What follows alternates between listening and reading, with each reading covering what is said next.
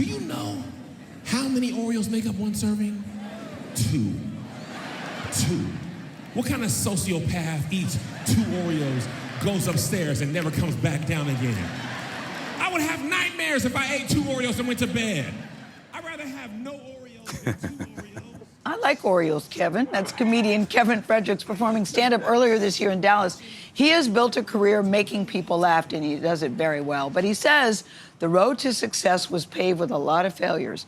He shares his story in the new book. It's called Successful Failure: Lessons Learned Flat on My Face. I love that. I love that title. And we're happy to say that Kevin Fredericks joins us live and in color in the studio. It's really good to have you. Thank you guys. Thank you for having me. Yeah, because I said Kevin Fredericks is doing A-OK these days. Yeah. But let's go back to the early days. One of my favorite lines in the book is you said, "I have failed, but I am not a failure." Yeah, I love absolutely. That line. I think a lot of times people think success and failure are two opposite things. Yes. And the truth is, to me, and what this book is about, is failure is a part of the process to success. It's a necessary part of the journey. Getting fired, making mistakes, losing this, making bad deals, all that stuff makes you a better person.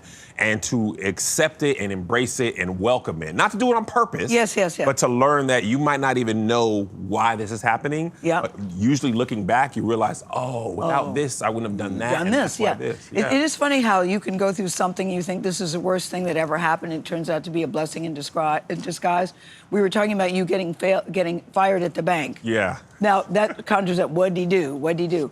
But when I read the book, you got fired really for being too honest. 1,000%. So what happened in that particular My area retail lead manager came to me and was like, because prior to this, I was South Sound Seller of the Quarter. Yeah. Big deal. Yeah, I don't know about the South Sound.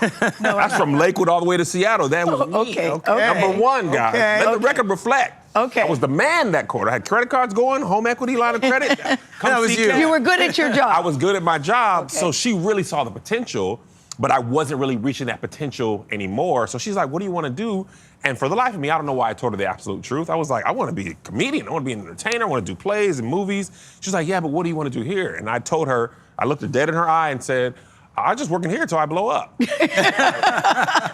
Cool. So the company said, let's invest in that guy. Yeah, exactly. 90 days later, I was walking out the door with a little, I didn't even have a box. I just had like a pen and A pen. I'm taking this pen. yeah, I'm taking this pen. Don't rob me from this. I'm taking this on my way out. But you write what I'm curious about what you learned from that, but go ahead. Well, this is sort of leads to that, because in the book you write this: failure in life is like Thanos before the snap. Every Marvel superhero nerd will understand. Yeah. It is inevitable. But what distinguishes us, what distinguishes those who stay mired in disappointment from those of us who wade through and find success, is the willingness to embrace failure. Yeah. Why are people unwilling to embrace failure? I know it sucks, but why are people unwilling to? That's why we don't like embracing, because it does. It does. It hurts. Yes. I honestly think before we don't embrace failure, I think we avoid trying because of the fear of failure. I think a lot of people they don't even have a lot of failures to point to because they haven't tried to do anything. They've pre-failed, so to speak, because if it doesn't work out, people are gonna say this, they're gonna say that, so they don't even try. But people who have failed, they're like, oh, that's it. I can't do anything. This didn't work. If I had stopped when I failed, I wouldn't be sitting here today in front of you three. I failed at plays, at business, at everything that I'm good at now, I have failed at and continue to fail. Yeah, but when you're going through this, Kevin, you can't think, oh, I'm failing, it's okay, I'll be all right. That's not the thinking when it's happening to you. No, absolutely not. I don't want even to put that part out there. The thinking at the moment is like, when I got fired from the bank, it was like, how am I gonna pay my bills? You had 2 children. I got my wife, I got to come home to that black woman. Yes. I ain't got no job. Yeah. I'm coming home with this car, I ain't got nowhere to go tomorrow. We tend not to like that. Yeah. So, in the moment, it's just like, what can I do? Yeah. And I think I picked myself up. I had to go down to Labor Ready. I had to take my 2 kids, walk across the street. A bus drove by, splashed dirty water on me. I was in a movie, you guys. But I made it. And so you made it. I mean, being a comedian is very hard. For comedians who are trying, who are young, for actors, you name it, for creative people who are bombing right now. And right now, their head is under the pillow. For sure. What's your advice to them? My advice is to get up. Just get up. I use this example, Rocky, the boxer in the movie. He was actually a terrible boxer. No defense, no nothing. He just wouldn't stay down.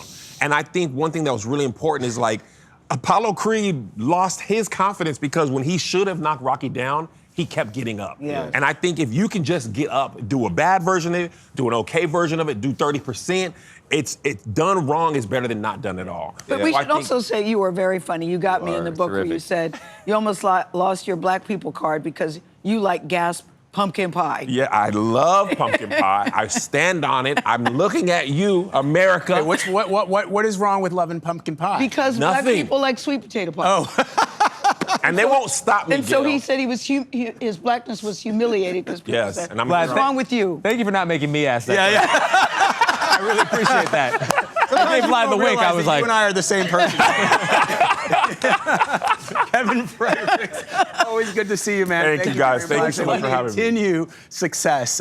Even Nate would have known. he would have explained it to me. He would have reached out and touched my knee and been like, it's because we like sweet potato pie. Me and you are the same, Tony. Successful Failure is on sale right now.